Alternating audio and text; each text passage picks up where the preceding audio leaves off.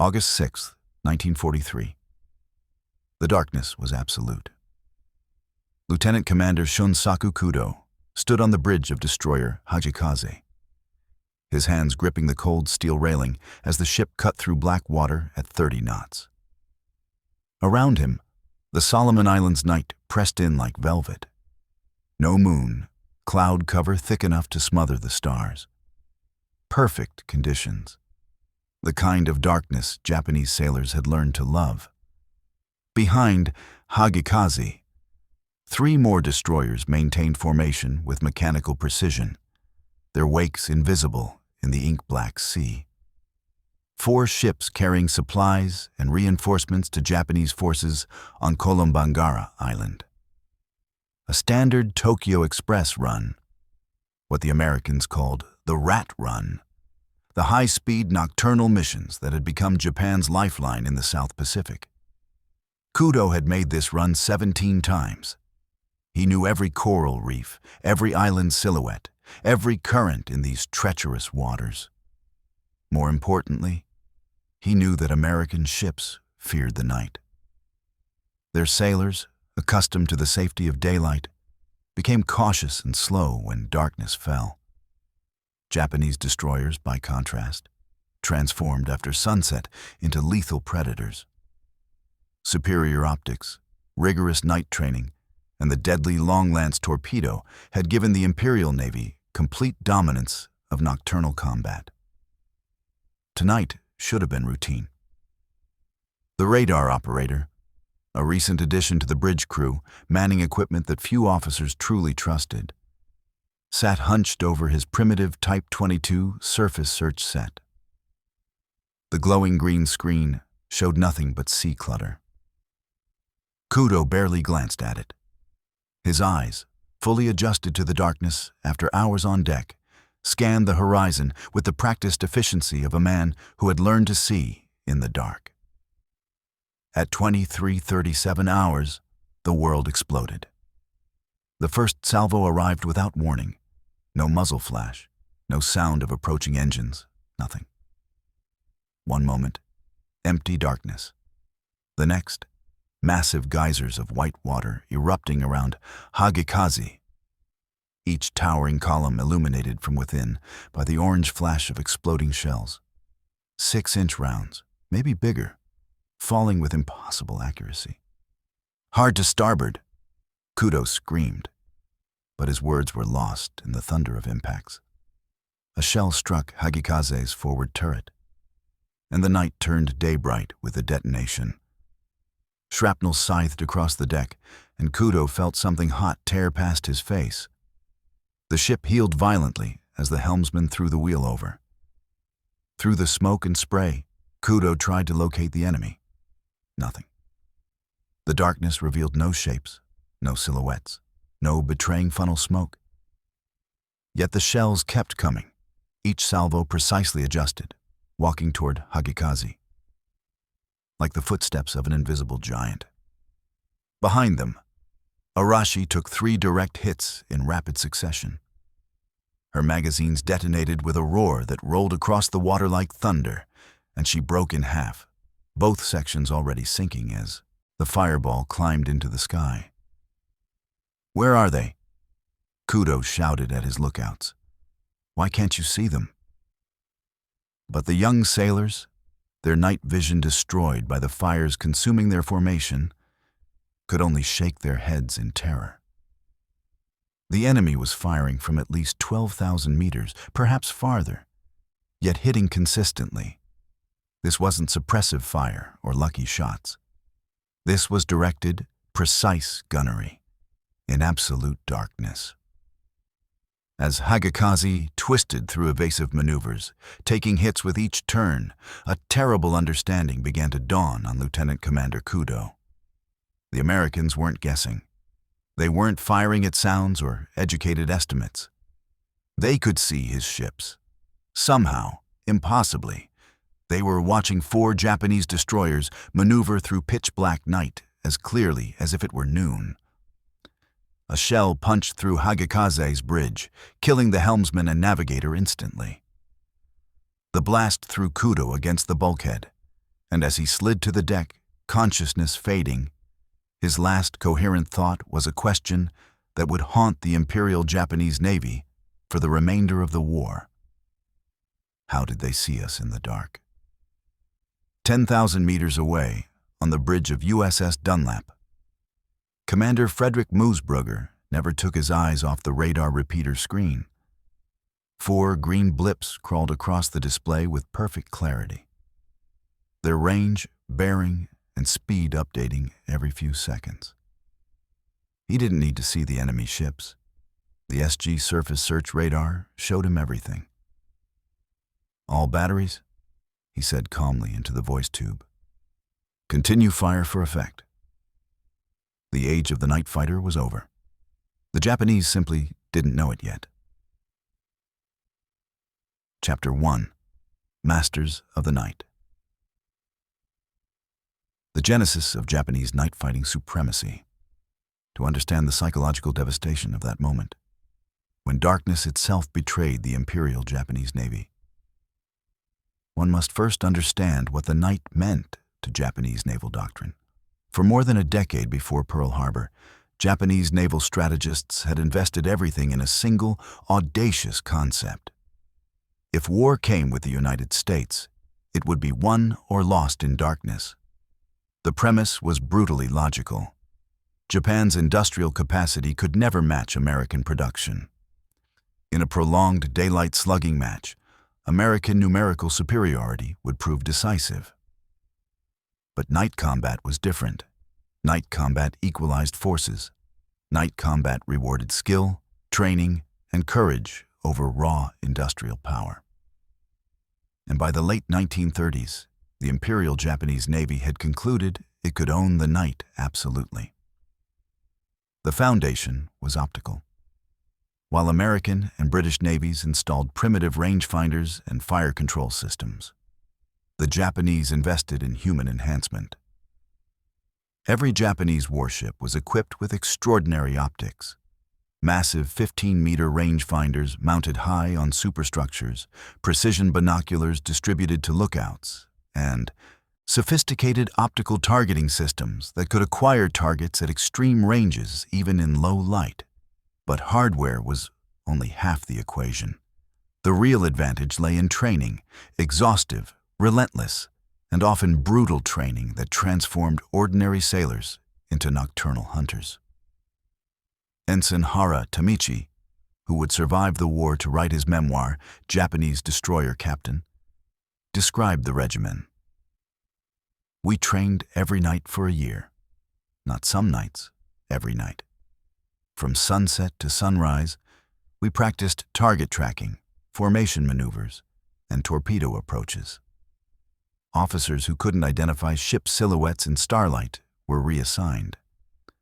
Lookouts who failed to spot target ships at maximum visibility range were punished. We slept during the day and lived in darkness. The training grounds were the waters off Sasebo and Kure, where destroyer divisions would spend 6 to 8 hours each night executing high-speed maneuvers in complete darkness. Navigation lights were forbidden. Radio communication was prohibited except in emergencies. Officers navigated by dead reckoning, stars, and an almost supernatural sense of ship position developed through endless repetition. Lookouts underwent even more extreme conditioning. Selected for superior natural night vision, these sailors spent hours each night in specially designed training facilities, where they practiced identifying ship silhouettes at progressively lower light levels. The best lookouts, considered elite specialists, could distinguish between destroyer classes at 15,000 meters on a moonless night. They trained their eyes to detect the faint luminescence of ship wakes, the slight disruption in wave patterns that betrayed a vessel's passage, even the subtle darkening of the horizon that indicated a ship's hull. Americans think we had some genetic advantage, recalled Warrant Officer Nishimura Shigeo, a veteran lookout. This is ridiculous. We simply practiced more. An American lookout might train once or twice per week. We trained every single night for years. Our eyes became instruments. We learned to see what others considered invisible. The tactical advantage was amplified by superior night optics, integrated into fire control systems. Japanese ships mounted Type 92 optical rangefinders, devices capable of accurate range determination to targets 17,000 meters distant, even in starlight. These were not crude estimating tools. They were precision instruments that allowed Japanese gunners to open accurate fire within minutes of target detection. But the true terror weapon was the Type 93 torpedo, the Long Lance. Carrying a 490-kilogram warhead to ranges exceeding 40,000 meters at 48 knots, the Long Lance was the most dangerous torpedo in any Navy's arsenal. Powered by oxygen instead of compressed air, it left no telltale wake of bubbles. It was fast, long-ranged, and virtually invisible until the moment of impact. American destroyers might close to 5,000 meters to launch their shorter-ranged, slower torpedoes. Japanese destroyers could launch from 20,000 meters and hit reliably. The tactical doctrine that emerged was elegant and lethal. Locate the enemy using superior night optics. Close to long range using darkness as concealment. Launch massive torpedo salvos from beyond enemy detection range. Retire at high speed before the enemy could respond. If forced into gun action, Japanese destroyers would use their superior speed and night vision to dictate engagement range and bearing. This wasn't theory. By 1941, the Japanese Navy had conducted hundreds of night exercises perfecting these tactics.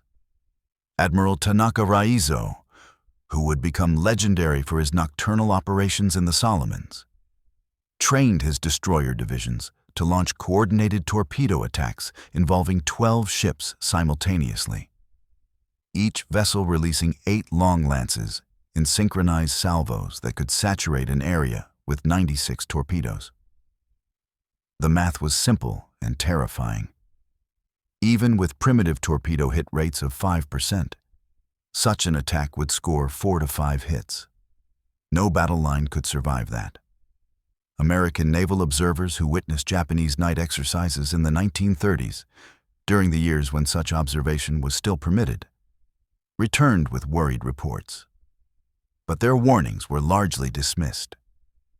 The prevailing assumption in the U.S. Navy was that night combat was inherently too chaotic and dangerous to be practical.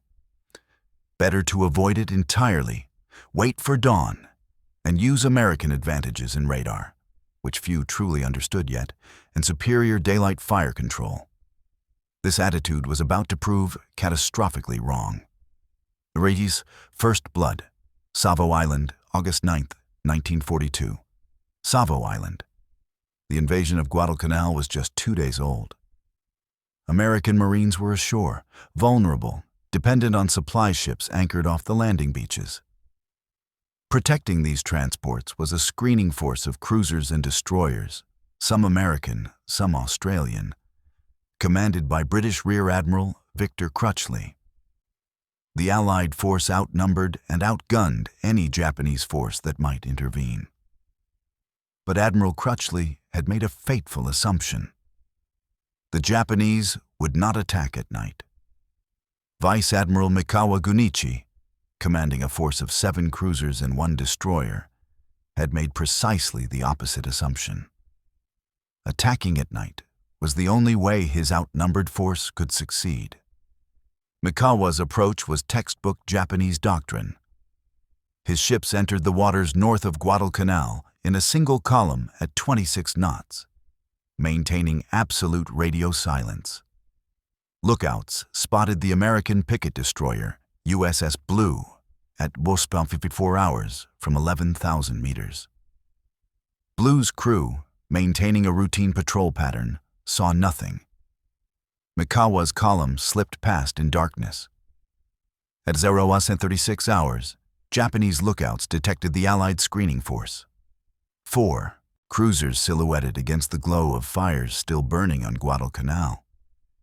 From 12,000 meters, the American ships were perfectly visible to Japanese optics. Yet, on every American bridge, Radar screens showed empty sea. The primitive CXM air search radars, carried by some Allied vessels, were pointed at the sky, looking for aircraft. None of the American ships possessed surface search radar. Mikawa's flagship, the heavy cruiser Chokai, opened fire at Aero 138 hours. What followed was perhaps the most one-sided naval battle in modern history. Japanese ships, having tracked their targets for minutes, launched 45 long-lance torpedoes and opened accurate gunfire from 11,000 meters. American vessels, blinded by darkness, scrambled to respond to an enemy they couldn't see. Some ships never got off a shot. Others fired wildly into the darkness, their shells falling harmlessly into empty ocean. In 32 minutes, the Japanese force sank 4 Allied heavy cruisers: Canberra, Astoria, Quincy, and Vincennes, and damaged 3 more vessels. 177 Allied sailors died. Mikawa's force suffered light damage to 3 ships and lost 35 men.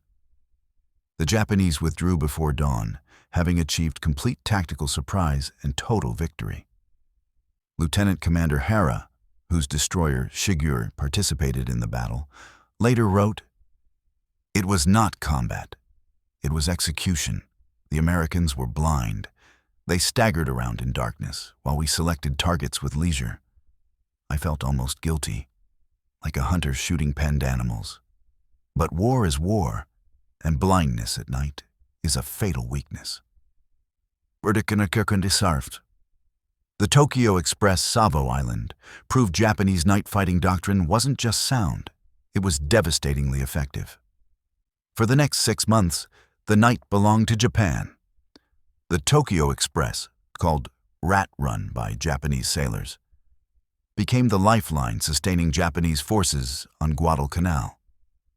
Fast destroyer squadrons would depart bases in the northern Solomons at dusk, race south at 30 knots, deliver supplies and troops to Guadalcanal under cover of darkness, then retire northward before dawn. American forces, which controlled the sea during daylight with carrier aircraft and superior numbers, were helpless to stop these nocturnal missions. The psychological impact was profound. American sailors learned to dread sunset. As darkness fell, ships would go to battle stations, crews tensely scanning empty darkness, knowing Japanese destroyers might be approaching, but unable to detect them until torpedoes were already in the water.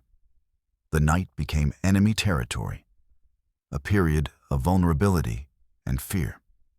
On November 13, 1942, Admiral Tanaka Raizo commanded 11 destroyers on a Tokyo Express run. Intercepting him was a force of 5 American cruisers and 8 destroyers.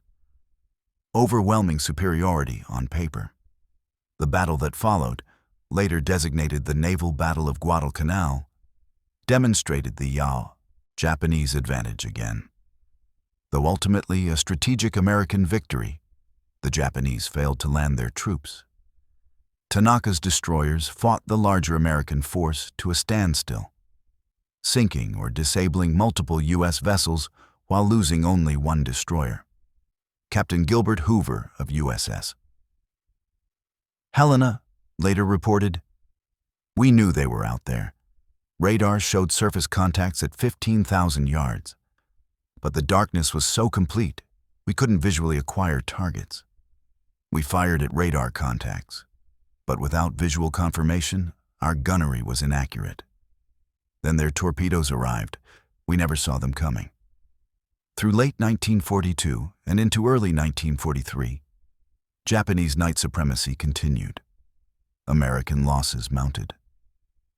At Cape Esperance in October, at Tassafaronga in November, American forces with numerical and firepower advantages suffered disproportionate casualties in night encounters.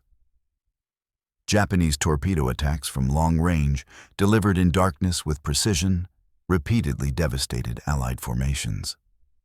The pattern became grimly predictable.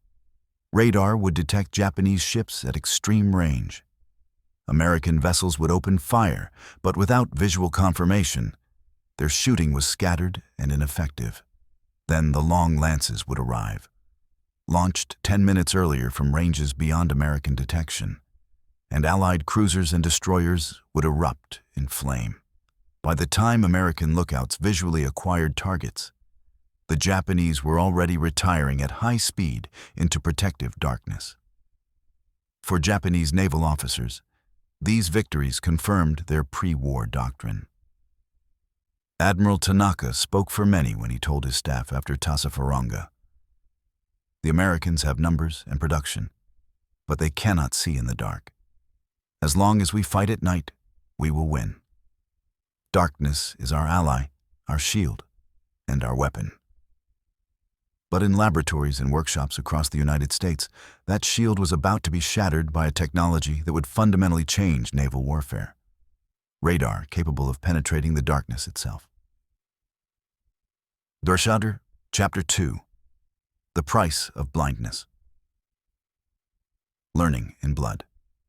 The U.S. Navy's education in night warfare came at a terrible cost.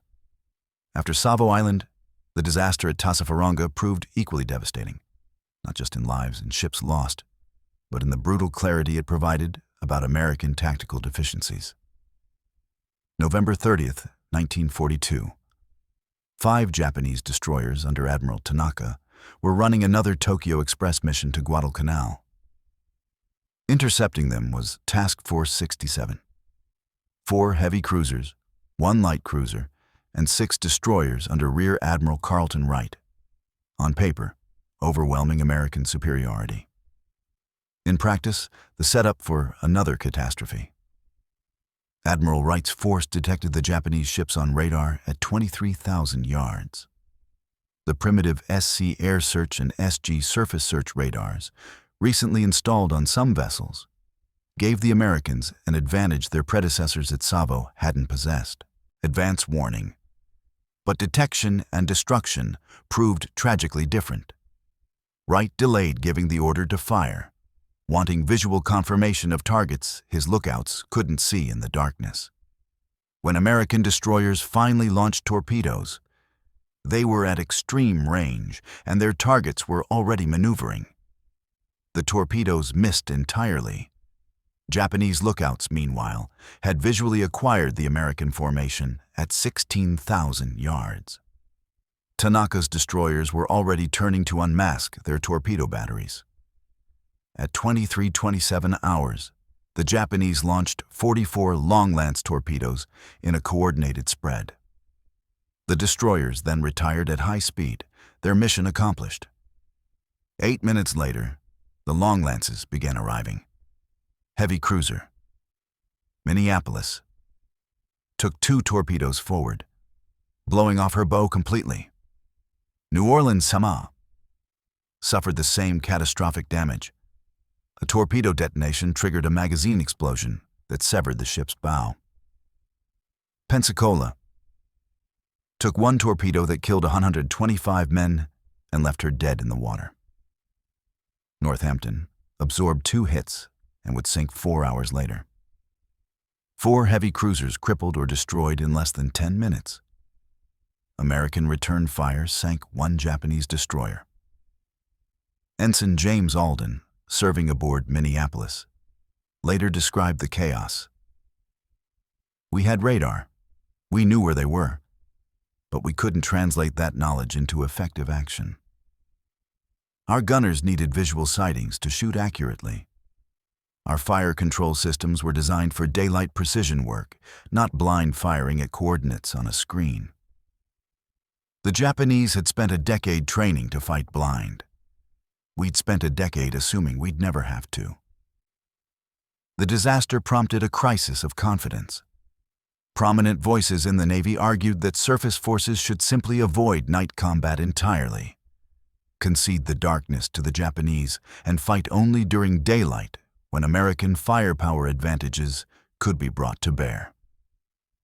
Admiral Richmond Kelly Turner, commanding amphibious forces in the Solomons, sent a blistering dispatch to SINGPAC headquarters. "We are losing this war at night. Either develop tactics that work in darkness or stop sending ships into night battles they cannot win." the science of seeing in the dark. While the battles raged in the South Pacific, a quieter revolution was unfolding in laboratories and research facilities across the United States. The science of radar, using radio waves to detect and locate objects, had been under development since the 1930s. But translating laboratory prototypes into robust, shipboard systems capable of detecting enemy vessels through darkness and weather had proven extraordinarily difficult. The breakthrough came from an unlikely source: commercial broadcasting. Dr. Robert Page and his team at the Naval Research Laboratory had been experimenting with pulse radar since 1934. But early systems were crude and unreliable. The key innovation came in 1940 when engineers adapted cavity magnetron technology, originally developed by British scientists for airborne radar, to create more powerful, higher-frequency naval systems. The result was the SG Surface Search Radar, which began production in late 1941. Operating at 3,000 MHz with a 10-centimeter wavelength, the SG could detect surface vessels at ranges exceeding 20,000 yards with unprecedented reliability. More importantly, it could track multiple targets simultaneously and provide continuous bearing and range data accurate enough to direct gunfire. Commander William Sims, assigned to the Bureau of Ships Radar Development Program, explained the technology's implications. Radar doesn't just detect ships. It provides continuous, precise tracking in conditions where visual observation is impossible. With proper training, radar operators could track enemy formations, predict their movements, and direct our guns onto targets our lookouts couldn't see. We were giving our ships the ability to see in complete darkness and at ranges far beyond human vision, even in daylight. But having the technology and using it effectively were different challenges. Early SG radars were temperamental, prone to breaking down, difficult to calibrate, and susceptible to interference from sea clutter and weather. More critically, most Navy officers didn't understand or trust the new systems. Many commanders relegated radar to a supporting role, insisting on visual confirmation before opening fire. This hesitation cost lives and ships. The turning point came from systematic training and tactical innovation. Rear Admiral Aaron Stanton Merrill, taking command of Cruiser Division 12 in early 1943, made radar proficiency his obsession. Every officer in his formation was required to spend hours in the radar room, learning to interpret the glowing green screens. Gunnery officers practiced shooting at radar-designated coordinates without visual sighting. Communications protocols were revised to relay radar data instantly to fire control systems. Merrill also implemented a crucial tactical reform. His ships would open fire based on radar data alone, without waiting for visual confirmation. This required enormous confidence in the technology and the operators reading those screens. But Merrill understood the mathematics. If radar could locate targets at 20,000 yards and direct accurate fire, American ships could strike Japanese formations before those ships closed to effective torpedo range. The key was shooting first and shooting accurately based on what the radar showed, not what lookouts could see. Training for the Invisible War. By spring 1943, intensive training programs were transforming American naval doctrine. At Pearl Harbor, newly formed night fighting units practiced radar-directed gunnery in conditions simulating actual combat. Ships would maneuver in darkness, their crews learning to fight using instruments rather than eyes. Lieutenant Robert Copeland, a gunnery officer on destroyer USS Stack, described the transition. Everything we'd been taught said you couldn't shoot accurately without seeing the target. Every instinct said don't fire at a blip on a screen. But the mathematics were undeniable. Radar gave us range accurate to 50 yards and bearing accurate to half a degree. Our fire control computers could translate that data into firing solutions. We just had to trust the technology and the operators reading those screens. The training was exhaustive. Radar operators, initially drawn from sailors with electronics backgrounds, spent weeks learning to distinguish between real contacts, sea clutter, and equipment artifacts. They practiced identifying ship types based on radar signatures. They learned to track multiple targets simultaneously, maintaining what became known as the picture, a mental model of all vessels in the combat area, their positions, courses, and speeds. Gunnery officers learned to direct fire using only the coordinates provided by radar operators. This required abandoning decades of visual gunnery doctrine and trusting that salvos fired at invisible targets would find their marks. Early results were mixed. Fire directed solely by radar was less accurate than traditional visual gunnery. But the gap narrowed rapidly with practice. Captain Arleigh Burke, assigned to command Destroyer Division 43, pushed his crews relentlessly. Burke had studied Japanese night fighting tactics exhaustively. He understood that his destroyers couldn't outrun Japanese ships, couldn't see better in darkness, and couldn't match long-lance torpedoes for range. But with radar, they didn't need to. Burke's doctrine was simple and radical. Detect the enemy first, and shoot continuously based on radar tracking. Never let the enemy close to visual range or torpedo launching position. "We're fighting a different kind of battle," Burke told his officers. "The Japanese have trained for 10 years to fight blind. Now we're giving ourselves electronic eyes that see farther and clearer than any human lookout. But only if we trust them. Only if we're willing to shoot at targets we can't see. That's the psychological hurdle. Convincing ourselves that a blip on a screen is real enough to shoot at."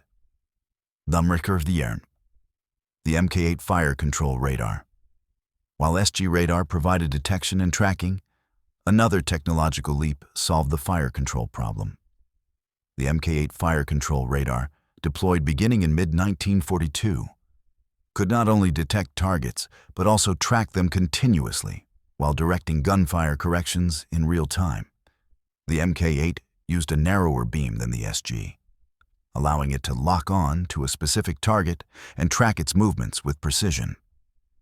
Range accuracy was within 50 yards. Bearing accuracy was within 0.1 degrees. This data fed directly into mechanical fire control computers that calculated firing solutions accounting for target speed, course, range, and even the ballistic characteristics of the specific shells being fired. Commander Frederick Moosbrugger, who would command Destroyer Division operations in the Solomons, was among the first to recognize the Mk8's combat potential. This isn't just radar. It's a complete fire control system. The radar tracks the target, the computer calculates the firing solution, and the guns train and elevate automatically. The human operators are almost unnecessary, except for the decision to open fire. Everything else is mechanical calculation based on what the radar sees. In darkness, in weather, in conditions where human eyes are useless, this system can fight. The integration of SG search radar, Mk8 fire control radar, and mechanical computers created a weapons system fundamentally different from anything the Japanese possessed. American ships were no longer fighting blind in the darkness. They were seeing clearly, electronically, at ranges where Japanese lookouts saw nothing at all. But technological advantages mean nothing until proven in combat. And for that proof, Admiral Merrill and his radar-trained crews were about to get their chance at a place called Cape Esperance. Right. Chapter 3. The Battle Cape Esperance, First Light in the Darkness. October 11th, 1942. The accidental victory. Cape Esperance sits at the northwestern tip of Guadalcanal, a rocky promontory jutting into the waters that would soon be named Iron Bottom Sound. for the dozens of ships resting on the seabed below. On the night of October 11th, 1942, those waters witnessed something unprecedented. The first major surface action where radar gave American forces the decisive advantage. Rear Admiral Norman Scott commanded Task Force 64. 4 cruisers and 5 destroyers assigned to intercept a Japanese bombardment force heading for Guadalcanal. Intelligence indicated Admiral Goto Aritomo was bringing 3 cruisers and 2 destroyers to shell Henderson Field, the crucial American airbase whose aircraft dominated daylight operations. Scott's force had one critical advantage their predecessors at Savo Island lacked: the light cruiser USS Helena, and several destroyers were equipped with SG surface search radar. Scott also had something else: a determination not to repeat the mistakes that had cost the Navy so dearly. At 23 to 25 hours, Helena's SG radar detected surface contacts at 27,700 yards, nearly 14 nautical miles. The radar operators tracked the contacts for 12 minutes, feeding continuous bearing and range data to the Combat Information Center.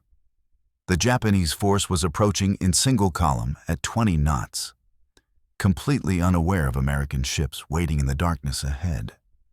Lieutenant Commander Rodman Smith, Helena's radar officer, watched the green blips crawl across his screen. "Permission to open fire?" he requested.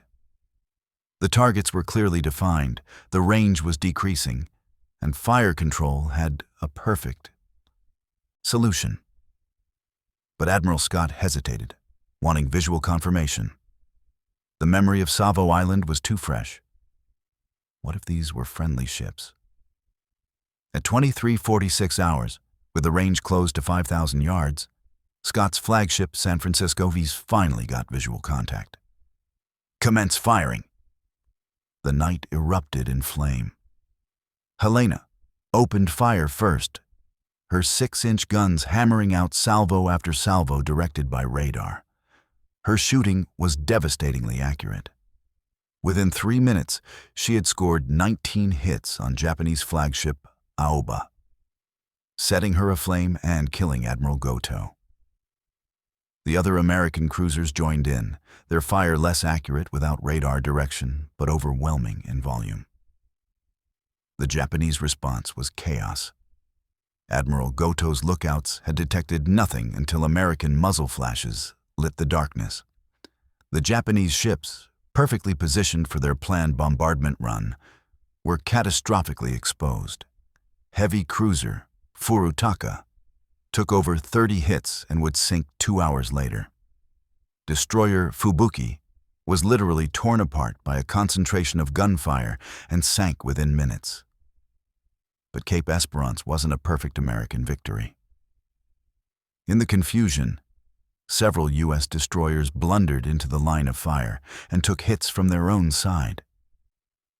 Destroyer Duncan was set ablaze and would sink the next day. More significantly, the Japanese destroyers, once they realized they were under attack, launched long-lance torpedoes that severely damaged destroyer Fahrenholt. Even in defeat, Japanese night-fighting prowess remained lethal. The battle ended with the Japanese force retreating northward, their mission abandoned. American forces had won decisively, but upon later analysis, the victory owed as much to luck as radar. Admiral Scott had nearly thrown away his advantage by waiting for visual confirmation. His formation had been poorly organized, leading to friendly fire incidents. The Japanese had been caught completely by surprise, approaching in a column formation that made them sitting targets. Still, Cape Esperance marked a turning point. For the first time, American ships had detected, tracked, and engaged a Japanese force at night, using radar as the primary sensor. The lesson was clear. With radar, American forces could fight effectively in darkness. Without it, they remained vulnerable. Commander Smith later wrote in his action report, Radar detection at 27,700 yards gave us 12 minutes warning. 12 minutes to organize our attack, to position our ships, to prepare fire control solutions. In previous night actions, first warning came at visual range, perhaps 5,000 yards, giving maybe 3 minutes to respond. That difference between 3 and 12 minutes is the difference between victory and disaster. Radar gave us time. The Japanese response: disbelief and adaptation. News of Cape Esperance reached Combined Fleet Headquarters with a mixture of confusion and disbelief. How had American ships detected Admiral Goto's force at such extreme range in total darkness? Some Japanese officers theorized that Allied submarines must have provided advance warning. Others suggested treachery or broken codes. Few initially grasped the true explanation: electronic detection. Japanese naval intelligence was aware that American ships carried radar systems. Type 22 surface search radar had been deployed on Japanese vessels since 1941. But Japanese radar technology lagged significantly behind American developments. The Type 22 could detect large vessels at perhaps 20,000 meters under ideal conditions, but was plagued by unreliability and poor resolution. More critically, Japanese doctrine gave radar a secondary role. It was considered a supplement to visual observation, not a replacement. Lieutenant Yahachi Tanabe, a staff officer with Combined Fleet, later recalled the institutional resistance. Radar was considered a crutch for sailors who couldn't see well enough with their eyes. Our training emphasized superior natural night vision and optical instruments. We believed human observers would always be superior to electronic devices. This prejudice ran deep in the officer corps. Radar operators were low-status technicians, not specialists whose reports would influence battle decisions. This attitude was reinforced by Japan's technological limitations. The cavity magnetron technology that made American centimetric radar possible was unknown to Japanese scientists in 1942. Japanese radar operated at longer wavelengths, resulting in lower resolution and shorter range. Attempts to develop more sophisticated systems were hampered by limited industrial capacity, shortage of skilled technicians, and the low priority given to radar development compared to aircraft and submarine production. But after Cape Esperance, some Japanese commanders began to recognize the danger. Admiral Tanaka Raizo, whose Tokyo Express operations made him intimately familiar with American capabilities, issued a prescient warning. The Americans are shooting accurately in conditions of total darkness from ranges where our lookouts see nothing. This suggests electronic detection and fire control. If they have perfected radar-directed gunnery, our advantage in night combat is negated. We must either develop countermeasures or avoid close-range night actions. Tanaka's warning was largely ignored. Most senior officers remained convinced that Japanese night-fighting superiority would prevail. After all, Cape Esperance had been one battle, and Japanese forces had won numerous night actions before and would win more afterward. The institutional confidence built on years of successful night operations was too deep to be shaken by one defeat. This confidence would prove tragically misplaced. Narstories, Chapter 4. Vela Gulf. The night the darkness died. August 6th, 1943. Perfect execution if Cape Esperance was the first demonstration of radar's potential. The Battle of Vela Gulf was its masterpiece. The moment when technology, training, and tactics converged into a demonstration of complete naval dominance that would haunt Japanese survivors for the rest of their lives.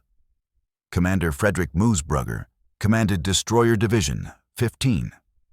6 Fletcher-class destroyers steaming in 2 parallel columns through the darkness north of Kolombangara Island. His mission was simple and familiar by August 1943. Intercept Japanese destroyers running the Tokyo Express to reinforce isolated garrisons in the Central Solomons. But everything about this mission was different from previous encounters. Moosbrugger's destroyers were all equipped with SG surface search radar and Mk8 fire control radar. Every crew had been drilled exhaustively in radar-directed night combat. And most crucially, Moosbrugger had received permission from South Pacific Command to execute a revolutionary tactical plan. His destroyers would not close to visual range or gun range at all. They would launch torpedoes at targets detected only by radar, then retire before the enemy could respond. This was the complete inversion of Japanese night fighting doctrine.